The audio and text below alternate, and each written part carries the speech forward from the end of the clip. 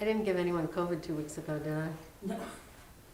Perfect timing. Not that I know I thought I sent my, You are 5:31 July. I won't put that on the live. Yeah. All right, calling the Monday, October 3rd, Common Council Community Wellness Committee meeting to order. At this point, Councilmember Murphy and Councilmember Falco are not present, but we're going to continue to have a conversation anyhow. We will skip the review or the approval of the minutes, and what we'll talk about is the review of the minutes from the Community Wellness Summit from August. And so I think our thinking is to clean those up if there's any cleaning up that needs to be. Again, I was on the fly, so I may have missed things. I do think I want to take out the participants' names since it was incomplete and I think it was very ragged. The rest of it I think was okay, but if there's anything that looks glaringly wrong or I just got it down incorrectly, let me know. And if not, then once we kind of agree that that looks like it kind of gets the gist of the summit, Emily had volunteered to send that out to the entire group that had that was there.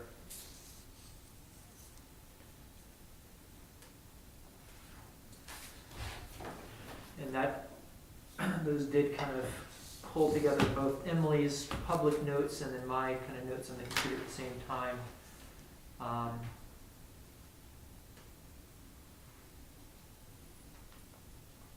So I guess, yeah, let me know if you see anything that I should make any changes to. That'd be great. Yeah, I'll review them.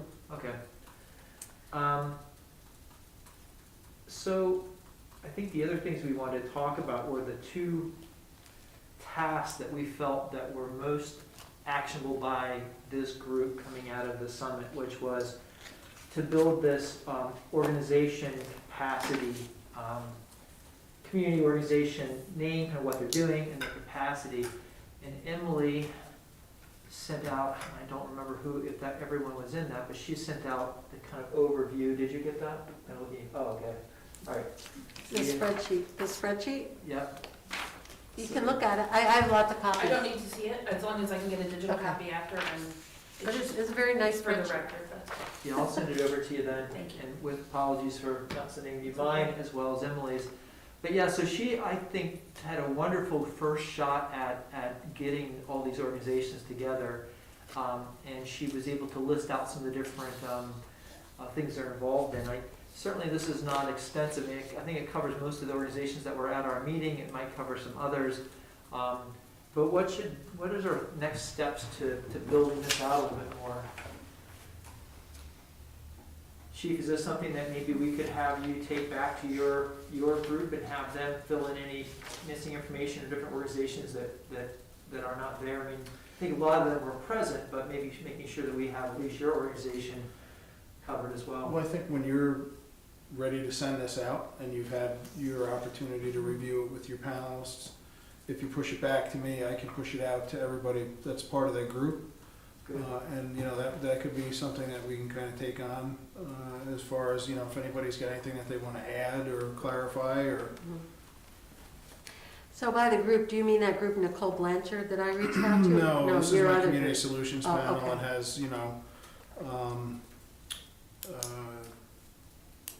social services, director of mental health, a representative from Bassett, but that's not, you know, in the administrative level as far as like provider services, but has a network of people that he can push things to and get back to us with information, so that's good. Tom Brindley is there, so, you know, he'll have some input probably. You know, there's some people there that have they're well networked. Right. So, Good. you know, they'd be able to look at this and say, you know, I may not know this, but I can push it to somebody who might have a better answer for, so, Right. you know, we can bounce it off of them and see if anything comes back, and if it does, it does, if it doesn't, it doesn't. That sounds perfect. I mean, we're trying to be as inclusive as possible. I think the mayor said last meeting to have it kind of searchable, and that's a whole nother level Yeah. that I'm not sure how to do, but I think if we can, making sure we have all the organizations represented, at least. We have RSS and Catholic Charities and a representative from one of the local religious organizations. And Right. so there's a pretty good sounding board. Good. That sounds like a great idea. Thank you for that. Yeah, I guess then we'll pull that. I'll see if Emily feels comfortable with that now that she feels that's in good shape to be able to send it over, and then we'll send it out and see what we can do. Yeah, so what I did reach out to the Bassett group, Nicole Blanchard, who's the doctor there that's coordinated the stakeholders meeting you went to. And she's very interested in partnering with us. So I wanted to wait and make sure the committee agreed before I sent this to her. But I thought I could send this to her and then see what they've put together, because they were doing a similar stakeholder, right? Yeah, So do you want me to go ahead and do that? Or do you want to, is this going to be revised in any way, or should Yeah, I I just? think we should, I mean, I'm looking at this as, this is a draft, and we need to get more feedback on Okay, so I organizations. send it to her as a draft and Yeah. tell her, And tell her if there's and then- anything that we're okay. missing, and same. well, I could do the same, yeah, sure. Yeah, And Just- that way, then we can begin to kind of pull it together and organize a little bit more if there's organizations that they feel are missing, or if we haven't captured accurately Yeah. what they're doing, their different mission. We can certainly add that in, and then I think our next steps are gonna be, as I look at here, how we begin to, make this into some kind of searchable database, and that's, I don't know anything about technology, so I look over at you, so. Yeah, I mean, one of the things that has come up was police partnership with officers and mental health providers, which is something that I'm looking into as far as the Utica model that they've got with Right. they've got what they call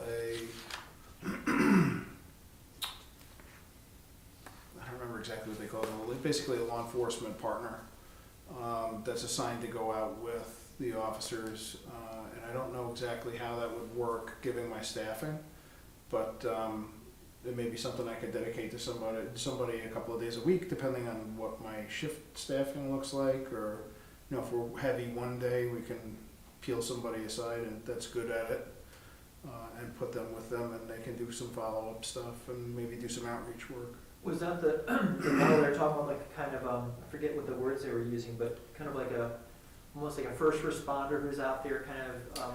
Yes, it'd be like a mental health first responder. Right. And we could identify some frequent issues that where if we go out in the community, may have better chance of making contact with somebody that's decompensating or having some troubles, and maybe help them, set up appointments. Or we've had some really good luck with MCAT, doing follow-up work and, helping people to get the help that they need.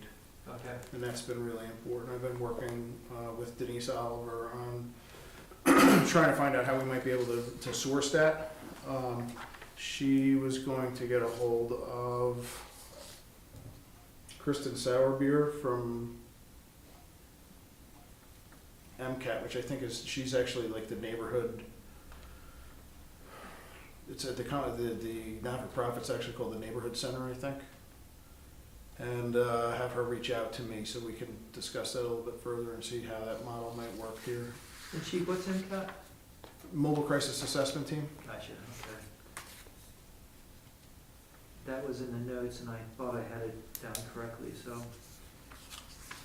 So like where it says sticky note comments, Yeah. police partnership officers, Utica has some as an example. Yep. So they've had somebody embedded basically with the police department that they use for outreach work, and it gives them somebody, if there is an emergency, if there's somebody that becomes really potentially dangerous, they have somebody there that can, address that, a call for help or whatever happens to be. So in those models, what's the funding mechanism? Is it? Well, they supply the outreach worker and we supply the officer. Huh. So, for me to be able to dedicate somebody, where we're already very tight as far as staffing, it's a little difficult. We used to have a DARE officer that worked in the schools, for example, that was dedicated, but we had 28 officers when we had that set aside. So now we're down to 25, and I'm just getting back to where my light duty officer is coming back on the 12th, and, we're seeing some movement. We have our newest recruit is out of the academy and on field training, but hasn't graduated yet. Okay. When is his graduation stuff? His graduation is, I want to say the 22nd of this month, Oh, good. but then he's got another 8 weeks basically of field training before he can be released to solo patrol. Right. once he's cleared, then he'll go up for shift bid. He'll probably work a month of days before he gets bid out to either the 4 to 12 or the midnight shift. But that'll give us some relief, and I'm hoping that'll get us to the point where we're not on minimum staff all the time, Right. which would give us an opportunity to peel an officer away and say, you're with our outreach worker for the day. So is he included in that 25 or is he 26? No, he's he'll be 22, so we're still down 3. Okay. And we had, our test was administered 2 Saturdays ago, and we had, I think, 10 or 11 that were signed up to take it at our location and 5 no-shows. Oh, So I'm not super confident that we're gonna get 3. Right. I think we'll be fortunate to see 1 out of this group, but this is one of the reasons we were talking about potentially incentivizing lateral transfers or, Right. looking at some other model. Right. So I'm just hoping that this is it's cyclical and we'll come back on the other side of things, I have one that's slated for retirement in March. So we're gonna have to have a conversation and see if maybe I can't convince them to stick with it a little bit longer. So I'm doing it, you can too, kind of thing. So we'll see if that works, but at the end of the day, it's their prerogative if they want to leave or not. They've got their time, and it's not an easy job. I think the position that the particular officer's in at this point is a good spot for them. It's a good fit, so I think I might have a good shot at keeping them around for a while. Well, to me, it speaks to all the more reason why we need to figure out how to be able to get you the officers that you need to be able to do Yeah, the work that you need to do. unfortunately, it's a national issue. It's not just, isolated. It's not just us. It's Right. university police, it's state police, it's sheriff's department, it's every agency in the state, so. Right. We're working on keeping our officers as well-trained and as happy as we can so that they can provide good services and have some real pride in what it is that they're doing. I'm hoping that that word spreads over time. Right. I've had some interesting prospects. I had somebody reach out to me from a police department in Pennsylvania about potentially transferring here, but they have to take the test first. So, because we can't accept transfers into the state civil service system from out of the state.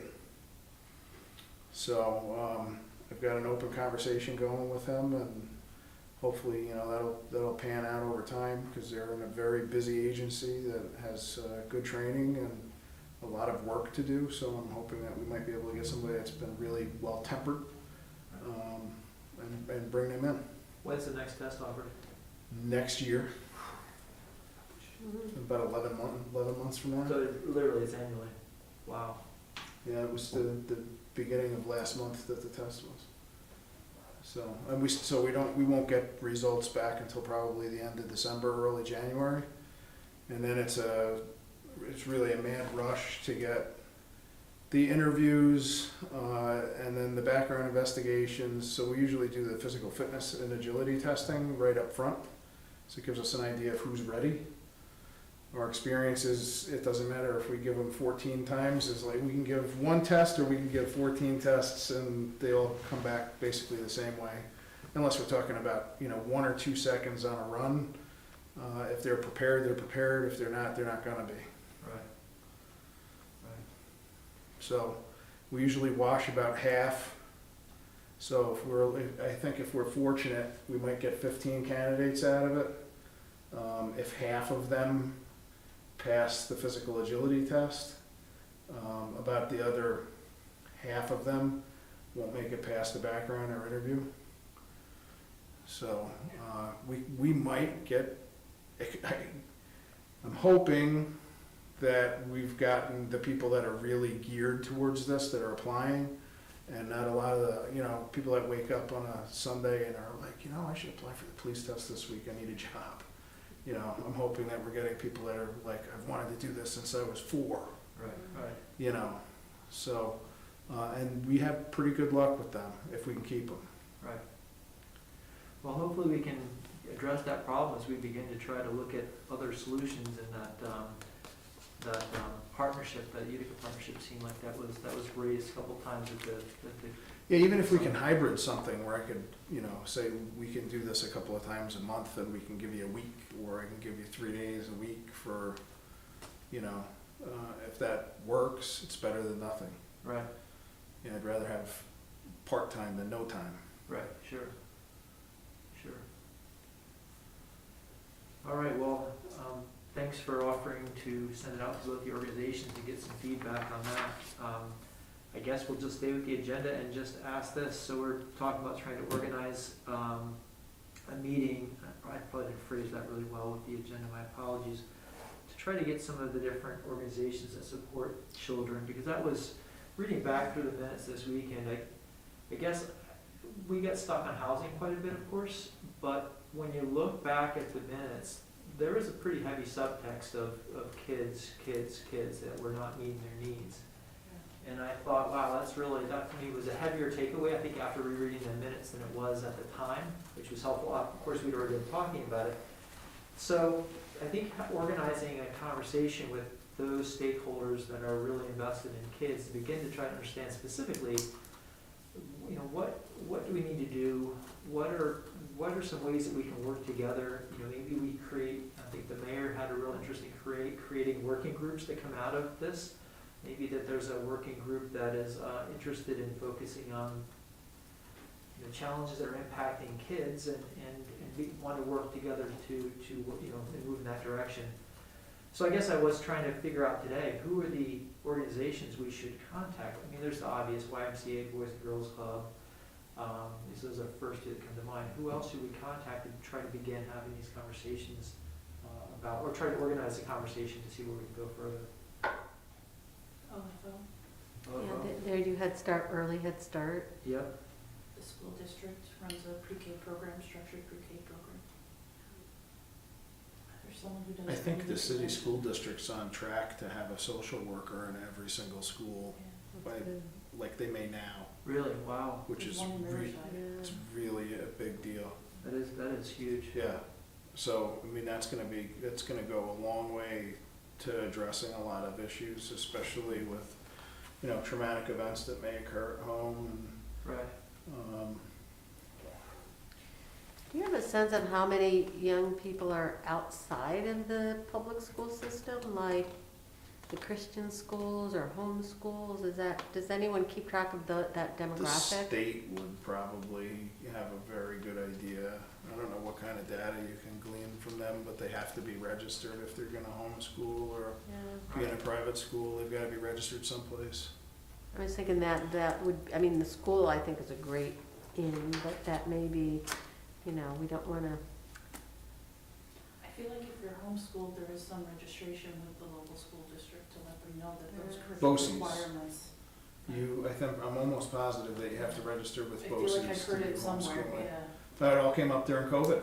Yeah. Everybody was scrambling to figure out how they could pull their kids, and some of them were doing homeschool. I think the programs are administered through BOCES. I can certainly pull in BOCES into so that. BOCES, yeah, and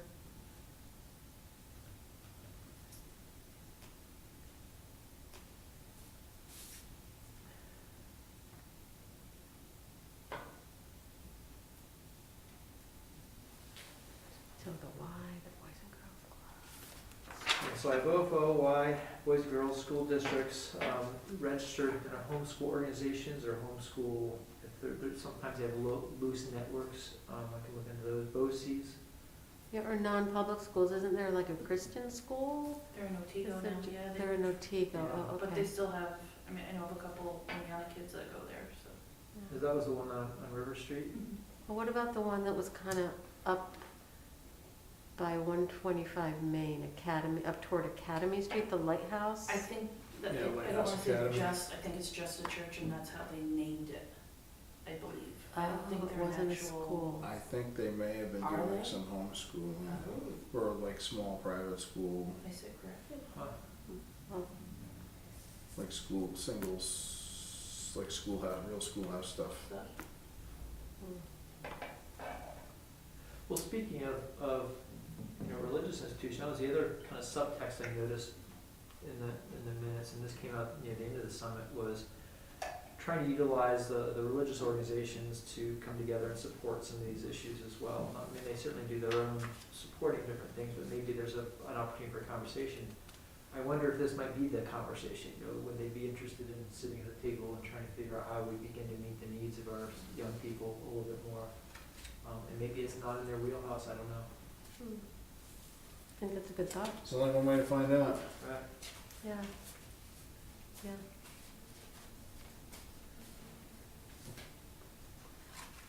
All right, well, I'll start putting together the list here of contacts for this and get it out to everybody for review. And if there's any other organizations you think about, let me know. And what I was going to just do is kind of send out a letter and pitch the idea of we'd like to have a dialogue. I don't see this as a summit. I see this as a meeting that we sit down and say, all right, what's the challenges? What are the problems? How can we pull it together? What can we focus on? How can we work together? I'm wondering if there's opportunities with the new social workers that are hired. Are there opportunities for different organizations to work with them and support the work that they're doing within the schools? So.